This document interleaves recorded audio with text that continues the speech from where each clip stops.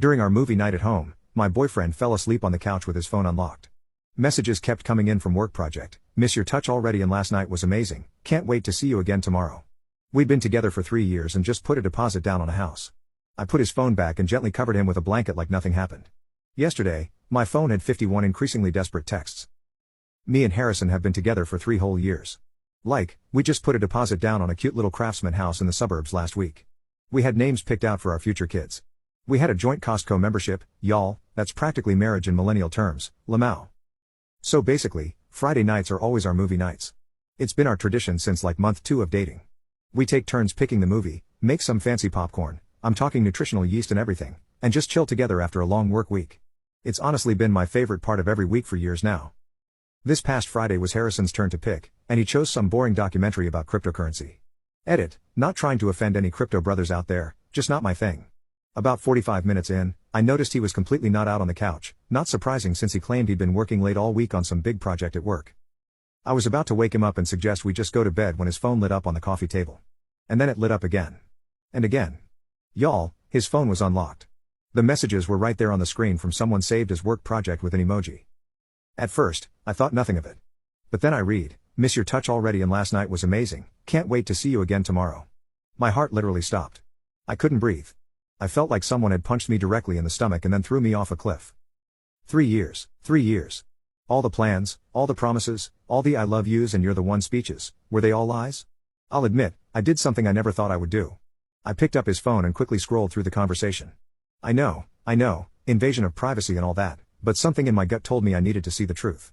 And wow, the truth was ugly. This wasn't just some flirty texts. There were plans for hotel meetups, explicit messages, and even photos that I immediately wished I could unsee. Based on the timestamps, this had been going on for at least 2 months. There were messages about me. About how he was handling the Gloria situation and how he was trying to figure things out but didn't want to hurt me. As if cheating on me for months wasn't already hurting me. The audacity of this man. I wanted to scream. I wanted to throw his phone through the window. I wanted to wake him up and demand answers. But something inside me, something cold and calculating that I didn't even know existed, told me to wait.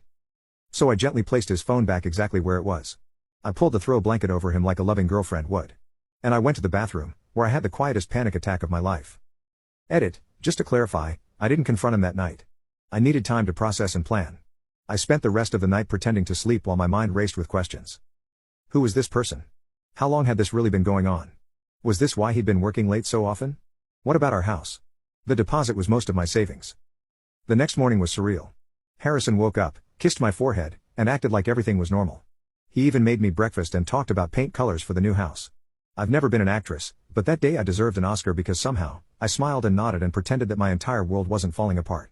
As soon as he left for his Saturday morning gym session, which I now realized was probably meeting up with work project, I called my best friend Sally. She came over immediately, and we spent the next 3 hours going through every detail I could remember from those messages. Sally suggested we do some digging. Harrison and I share a credit card for household expenses, so we logged into the account online. And there it was, evidence of dinners at restaurants I'd never been to, Uber rides at odd hours, and even a hotel charge from last weekend when he told me he was on a business trip. I felt physically sick. The more we looked, the more we found. It was like every suspicion I'd ever pushed down over the last few months was being confirmed. The late nights. The sudden work emergencies. The new Dior cologne he started wearing. The password changes on his laptop. It all made sense now.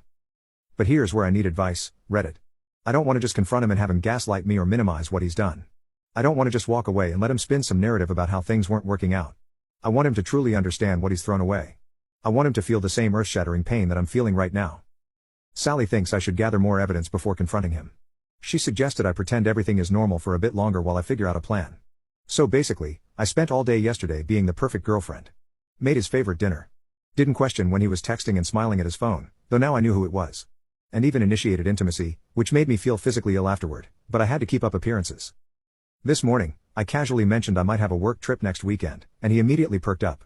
He was trying to hide it, but I could see the wheels turning in his head about having the apartment to himself. It confirmed everything. I'm going to pretend to go on this trip, but actually, I'll be staying at Sally's apartment across town. I have a feeling he's going to invite work project over to our home. And when he does, well, that's when I'll make my move. I'm not typically a vengeful person, y'all, but something inside me has snapped. 3 years of my life. My savings. My trust. I can't just walk away with nothing while he gets to have his cake and eat it too. Edit, to answer some common questions, yes, I've taken screenshots of everything, including the credit card statements. And no, I won't do anything illegal, lol. I just want him to feel the consequences of his actions. Edit 2, for those asking about the house deposit, we haven't closed yet. The money is in escrow, and I've already contacted a lawyer about options. Don't worry, I'm protecting myself financially. Edit 3, several of you in the comments are saying I'm being manipulative by not confronting him directly. Maybe you're right.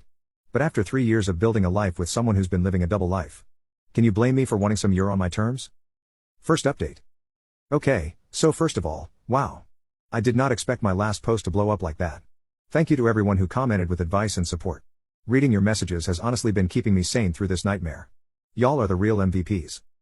It's been exactly 1 week since I discovered Harrison's betrayal, and I have so much to update you on. So basically, I've been living a double life this past week. On the outside, I'm still Harrison's loving girlfriend who's excited about our new house and future together. But on the inside, I'm basically a private investigator, collecting evidence and planning my exit strategy.